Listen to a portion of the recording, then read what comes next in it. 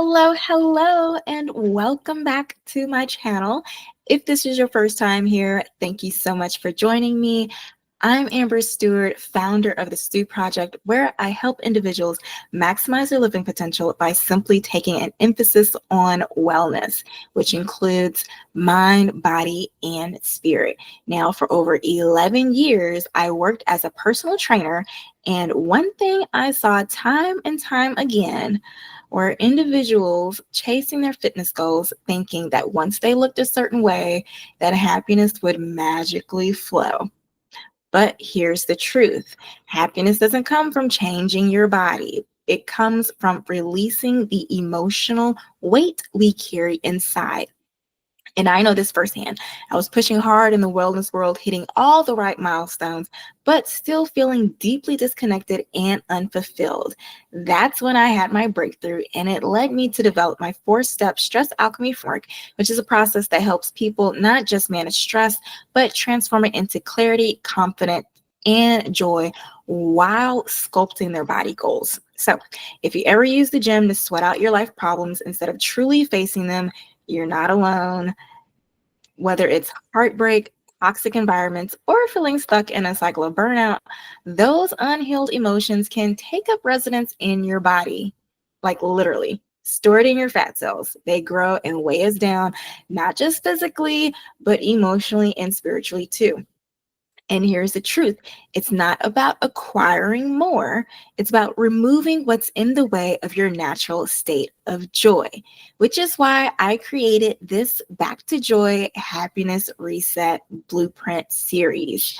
Now, we are about to dive into lesson 3 of this blue of this Happiness Reset Blueprint series, and we will be talking in today's episode all about transforming limiting beliefs to unlock your true potential.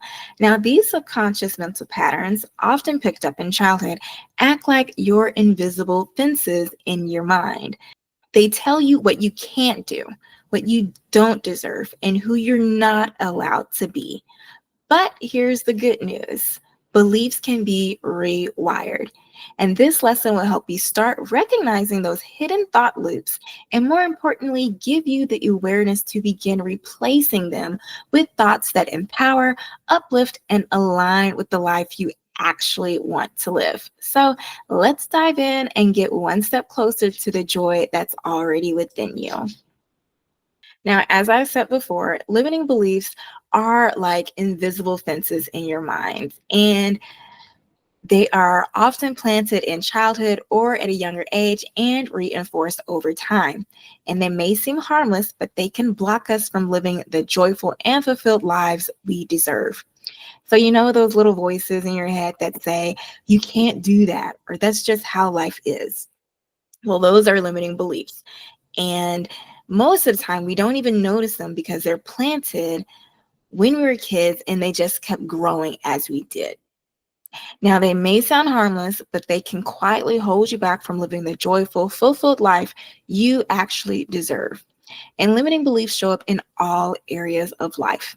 In your career, it may sound like I'm not qualified enough or success is only for lucky people.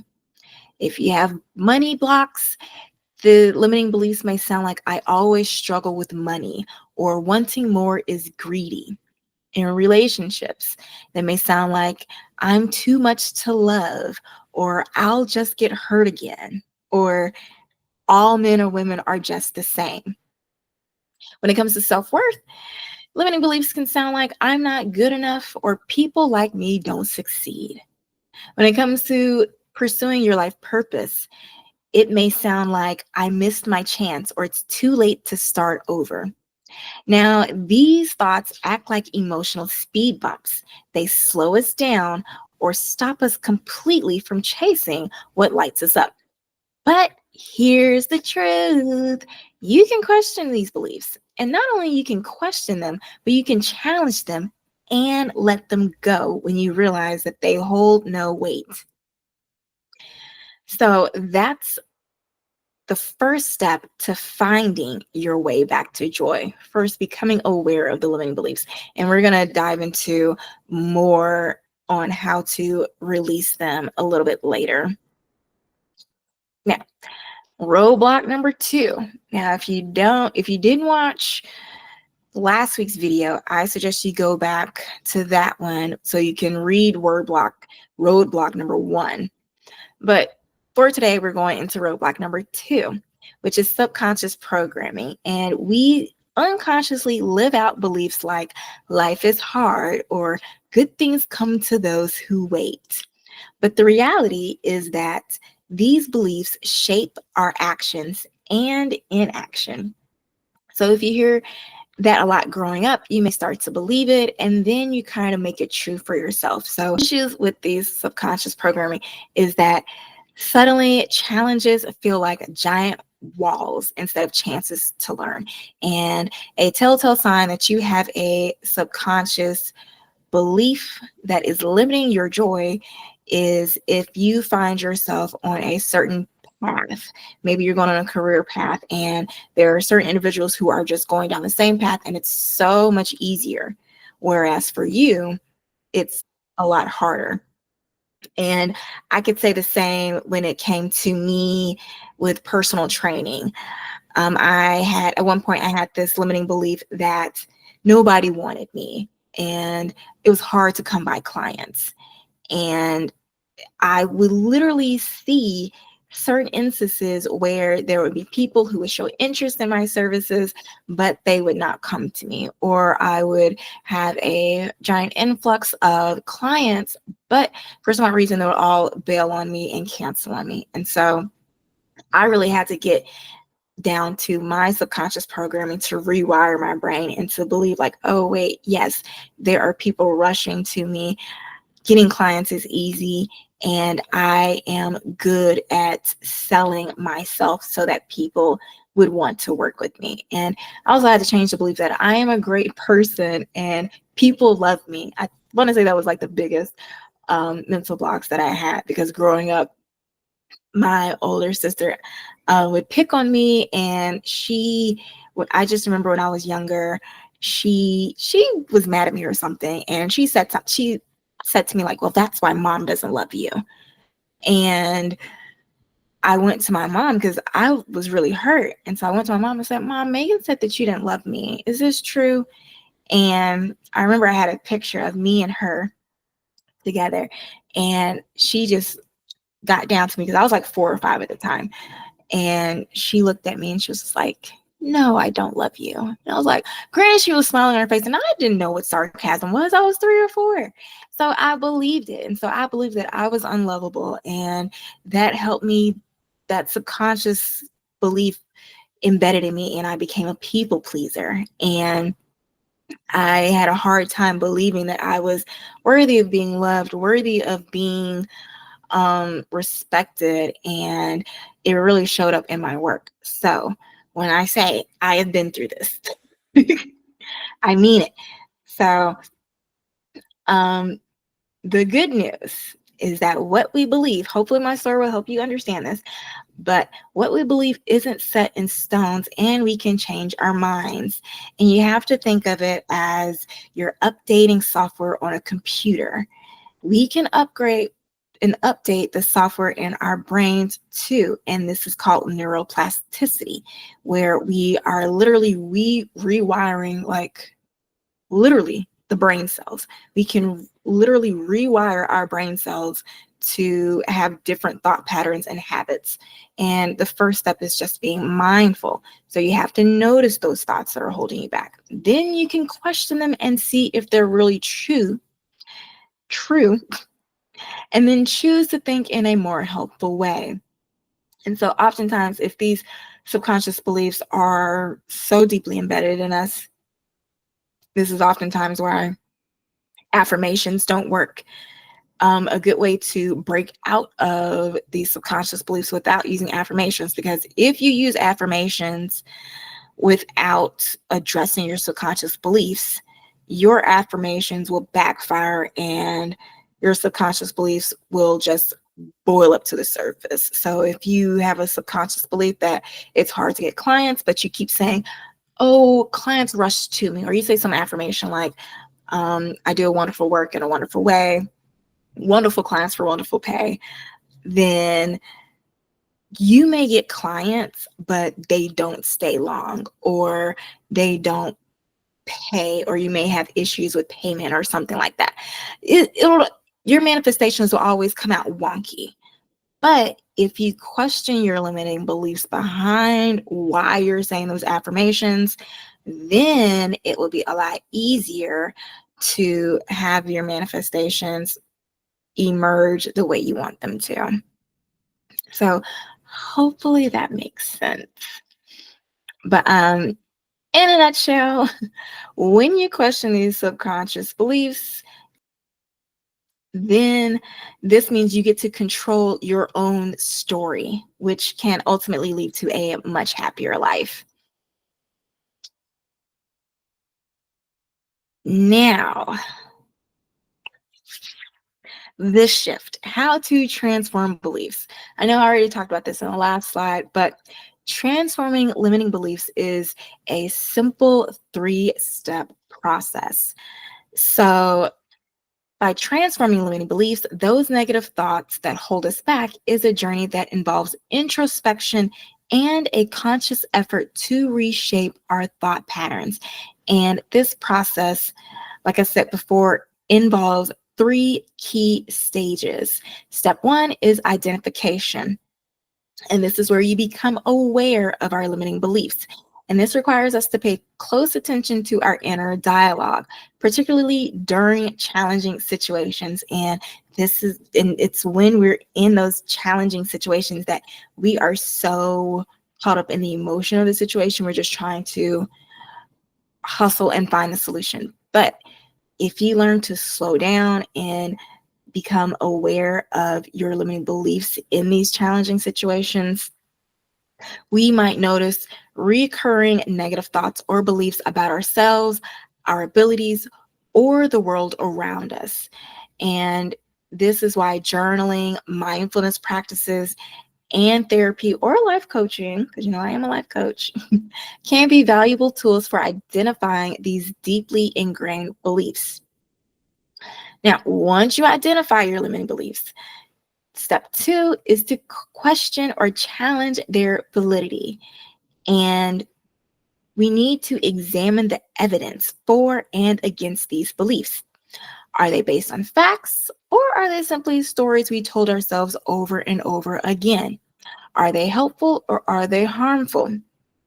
And one thing I do with my clients, there is I think they call it the table method. So you go off of a belief, like, go back to my story, getting clients is hard. And so just like a table, you need 3 legs. You need 3 legs for a table to truly stand. So you start off with that limiting belief, and limiting belief in this case is getting clients is hard. And so you try to think of you question 3 different statements, like, is it really hard? And so you try to look for proof that it's not hard. And so in my case,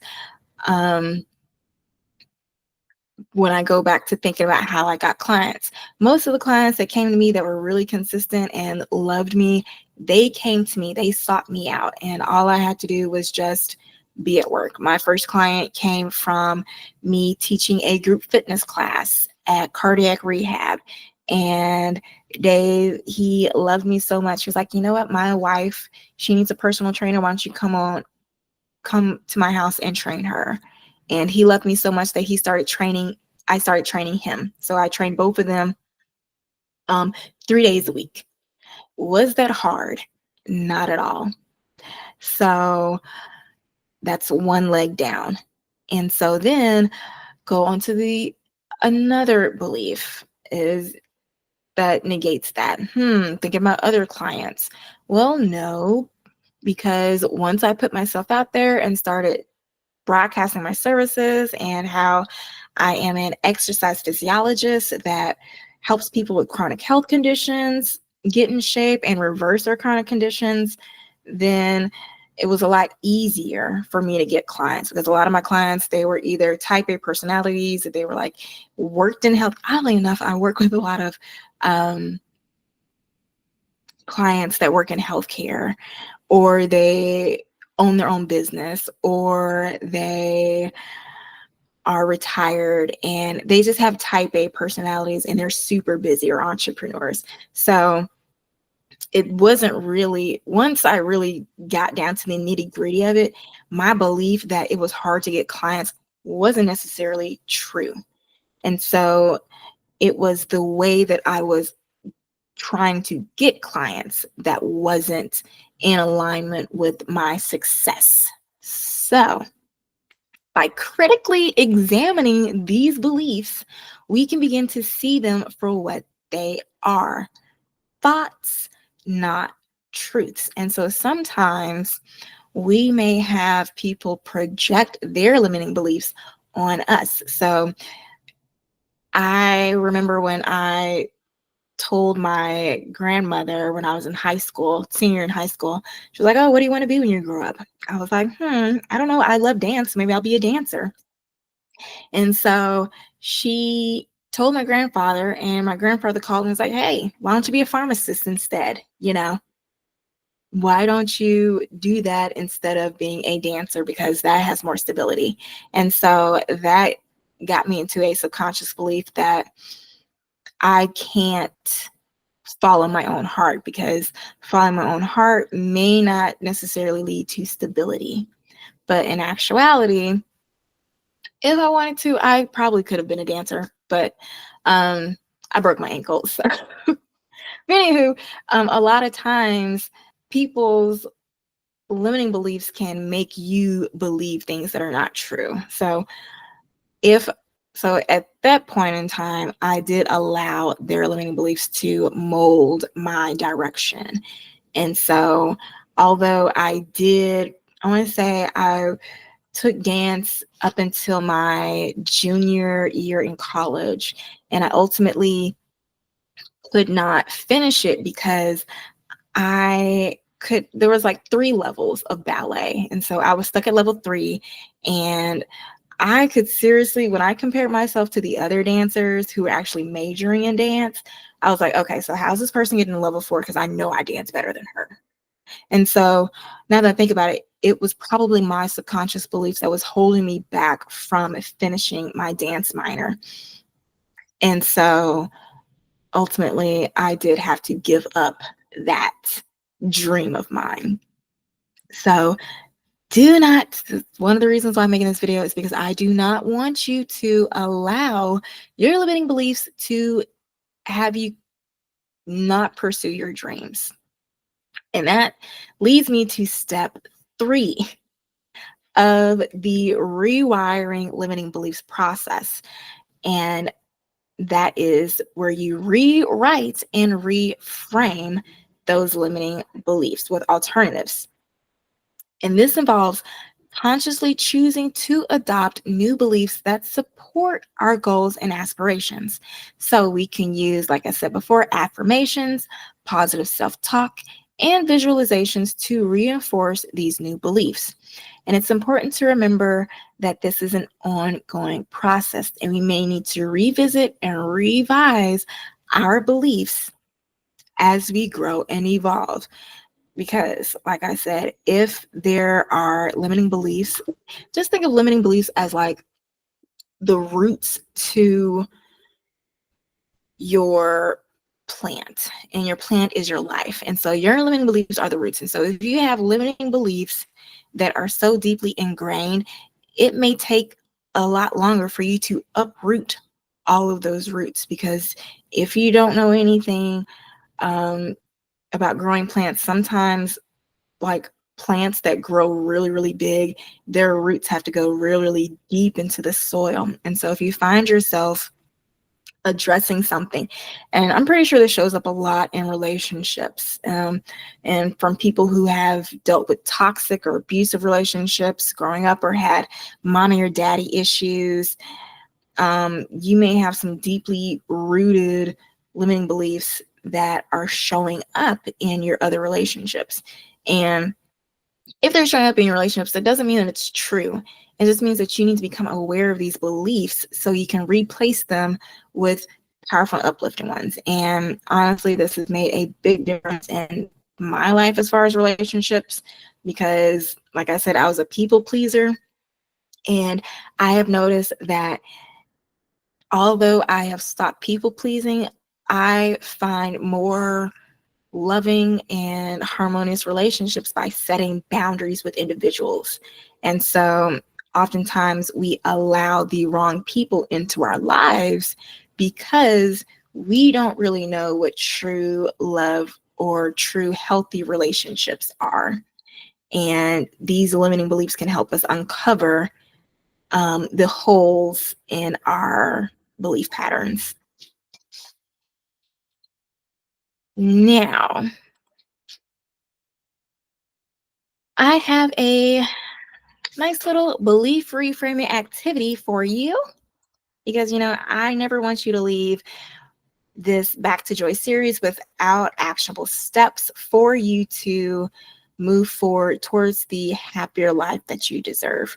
So, I want you to think of 3 limiting beliefs you've carried, and they can be anything from I'm not good enough, life is hard, I can't succeed, or any area of your life, whatever you want it to be, whatever is troubling you at this moment, 3 of them.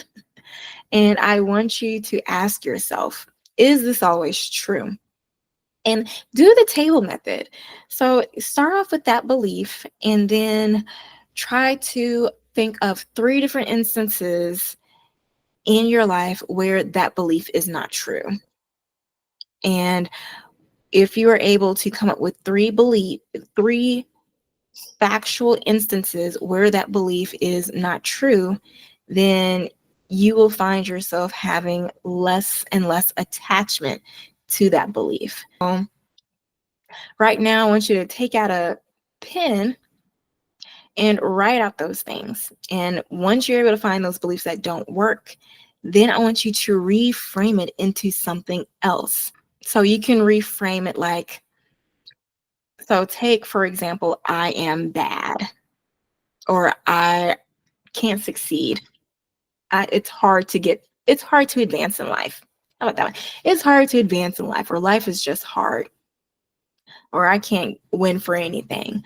You can reframe that into I am improving every day, or every day I am opening myself up to new opportunities for success.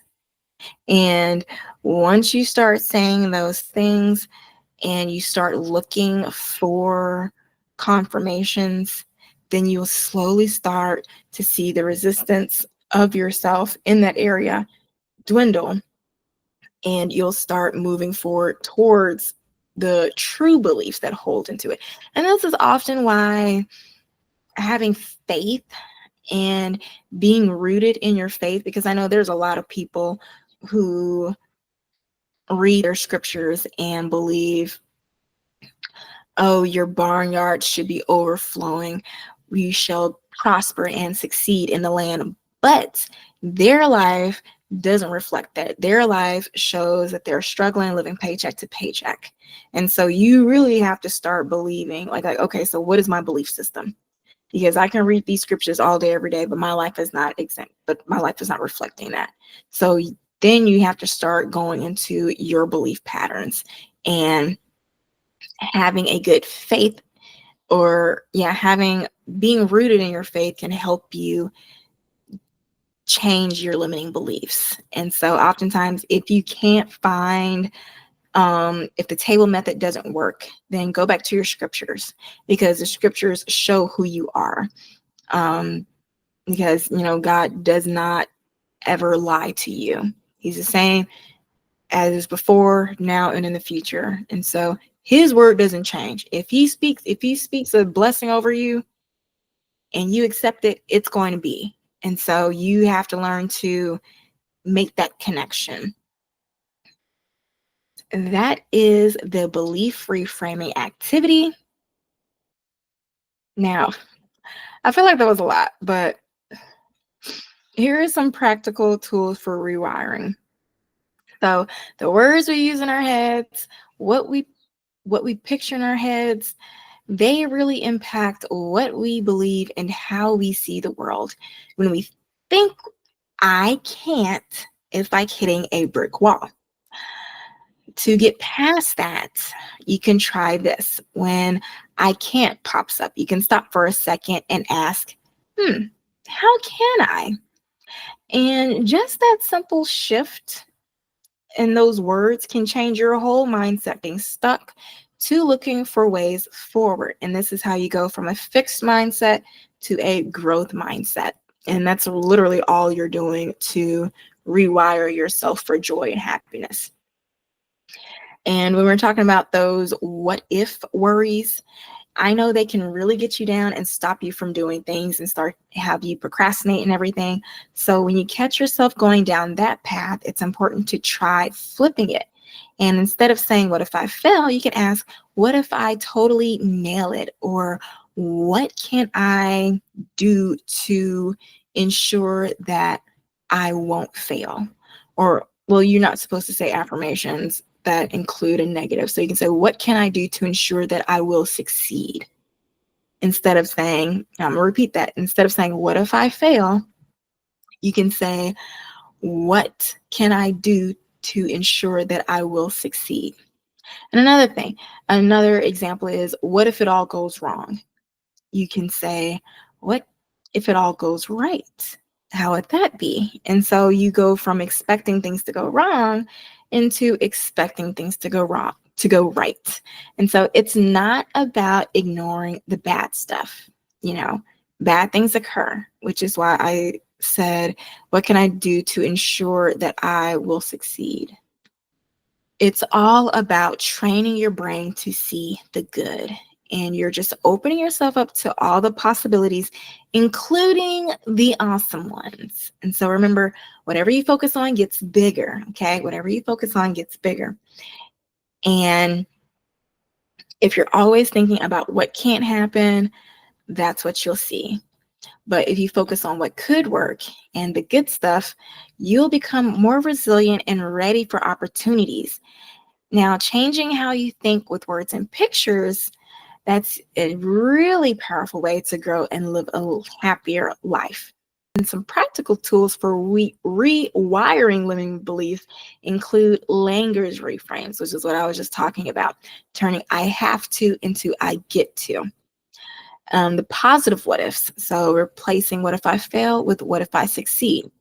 Visualization, this is so helpful. Picture yourself thriving with new beliefs. And this is where, and honestly, if you have a hard time even just visualizing or just daydreaming about succeeding in a certain area, that lets you know that you really have some limiting beliefs and you really need to do some mental work to break those limiting beliefs. And so therapy, life coaching can help. And if you need help rewiring limiting beliefs, my Mind Body Mastery course can help you not only rewire your thoughts, but your habits. And what I said at the beginning of this video, our limiting beliefs can be embedded in our bodies. And so my Mind Body Mastery course not only helps you nourish your body with nutrition, but it shows you how to use exercise with affirmations to rewire your body from the inside out, mentally, physically, nutritionally, and emotionally, in an easy step-by-step 8-week process. And so if you want more information about that, there will be links in the description box. Great work for today. I'm super proud of you. Like, seriously, just recognizing those limiting beliefs is a huge first step.